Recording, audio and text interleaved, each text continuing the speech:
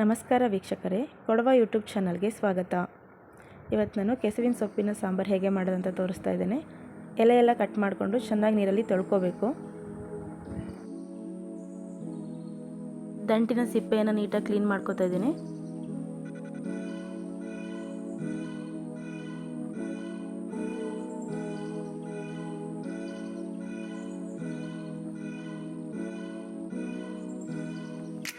ಇದನ್ನ ಇವಾಗ ಸಣ್ಣ ಸಣ್ಣದಾಗಿ ಹಚ್ಕೋಬೇಕು.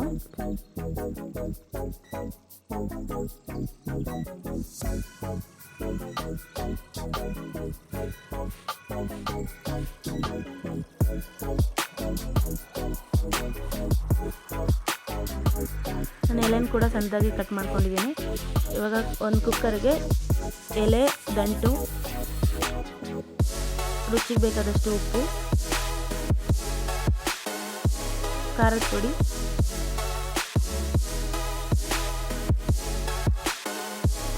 ಧನಿಯಾ ಪೌಡರ್,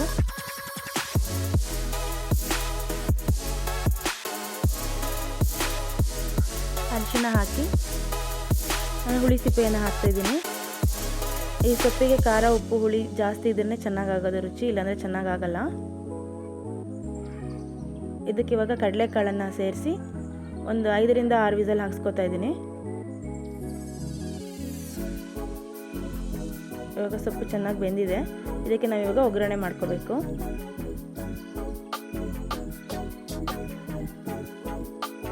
ನಾನು ಕೊಬ್ಬರಿ ಎಣ್ಣೆ ಹಾಕ್ತಾ ಇದ್ದೀನಿ. ಅರ್ಧ ಸ್ಪೂನ್ ಸಾಸಿವೆ, 1 ಸ್ಪೂನ್ ಜೀರಿಗೆ, ಜಜ್ಜಿಟ್ಕೊಂಡಿರೋಂಥ ಬೆಳ್ಳುಳ್ಳಿ ಹಾಕ್ತಿದ್ದೀನಿ. ಬೆಳ್ಳುಳ್ಳಿ ಜಾಸ್ತಿ ಹಾಕಿದ್ರೆ ಚೆನ್ನಾಗಿರುತ್ತೆ.